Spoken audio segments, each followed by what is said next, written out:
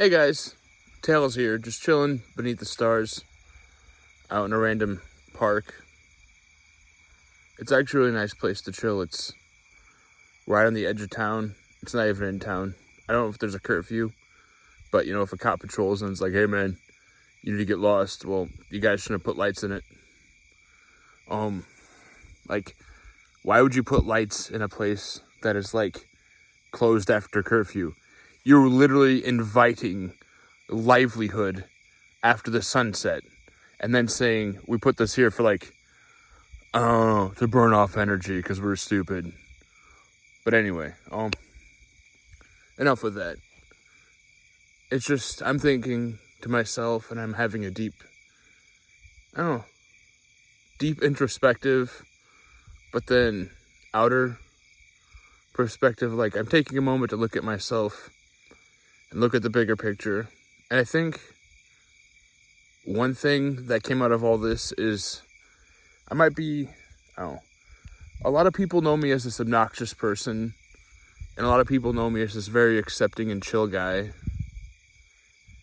And I think that's what scares a lot of people, is I seem so chill and carefree.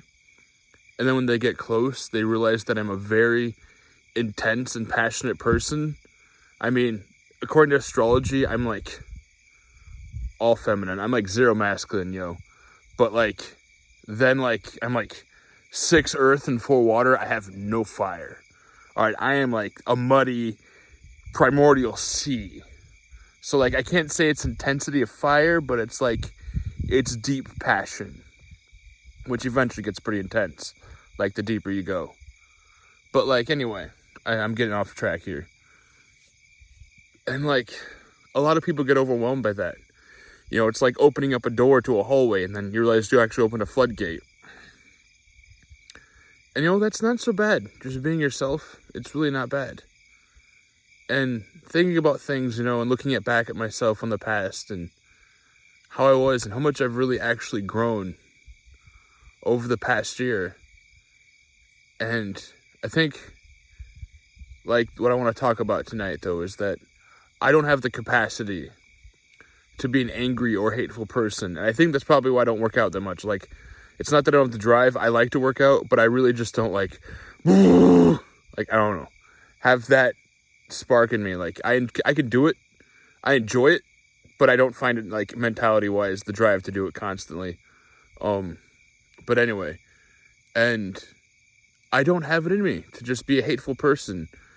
And I really can't maintain being angry for that long. And it's not even because, like, I forgive the person or I find peace. It's just, like, it's really exhausting to hang on to all that for so long. Like, what is the point of maintaining such negativity? Like, I can put on the farce of hatred. I can play the act of the villain. I can really go the distance. But ultimately, at the end of the day, I'm literally over it by the time it's over.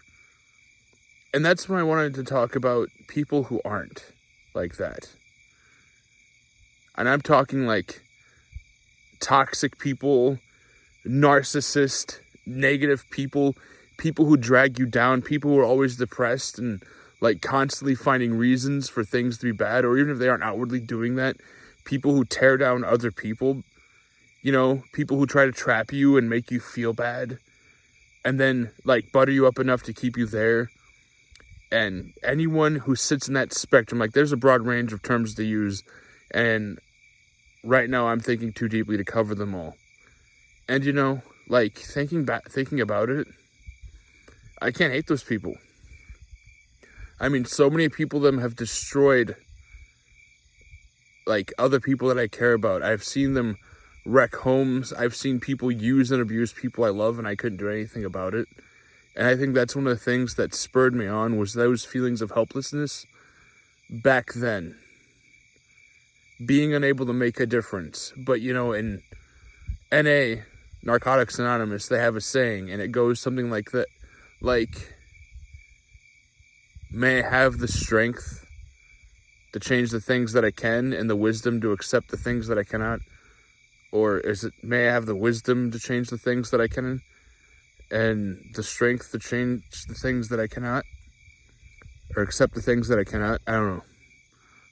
Basically, it's about accepting what you can and cannot do, and not overstretching yourself trying to do something that you cannot do. And which is bringing me full circle again, because when you see these people who do that, who are just negative, who scowl, who punch the walls, who get upset constantly, who break the dry rock constantly, Kyle, I can't hate them. I can't even be disgusted with them. I actually feel bad for them. And by the other token, like, some of them, they want out. They want to change. They want different, but they don't know how, because it's what they know. Because it's what they've seen. It's what they've lived through. It's the toxicity that they gained because they were in a situation where they needed that behavior to survive. And at the end of the day, we're all grown-ass adults here. We're all capable of growing and changing whatever direction we set our minds to. And that's why I think the truly vindictive, the truly destructive people, I feel bad for them. I don't pity them enough to help them. I don't want to help them, because you can't help somebody who doesn't want helped. And that's a big lesson that I had to learn over this past year. But fundamentally, they're going to destroy themselves. Everything they hate about other people is a reflection of what they find disgusting about themselves. Everything they try to tear down is a reminder of something on the inside. Everything that they try to turn into a weapon is simply because that is a knife that they point at themselves. And it's beautiful that they hold their own self-destruction in their hands. And they're too blind and in pain to realize it. And it's really sad that some people even weaponize that to trap others, because they're too afraid and insecure to confront that. When I think at the end of the day, if we all just learn to confront our insecurities, to really embrace our differences, to just say, hey man, I need a hug, to just open up, I think the world would be a better place.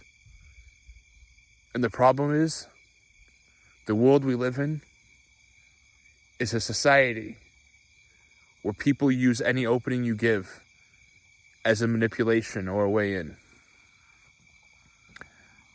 That we live in a society where walls are considered socially normal, because that is how we are divided. We are divided through our pain and our suffering. When we're all suffering together. If we're all going to hurt together, we might as well stand together. And I think that's something I want you to walk away from this and think about. Just take the time and ask yourself, that person who annoys me, that person who's being a dick to me, let's turn this around and not look at how they affect me, but look at how they affect themselves. Or ask why. And try to find that understanding in yourself.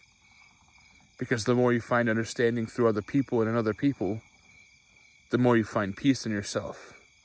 And I believe that's one more step to unity. Something that we have long been in dire need of. Well, this is Tails Pep Talk Under the Stars. Hope you enjoyed the cricket. And you all have a good night. Over and out.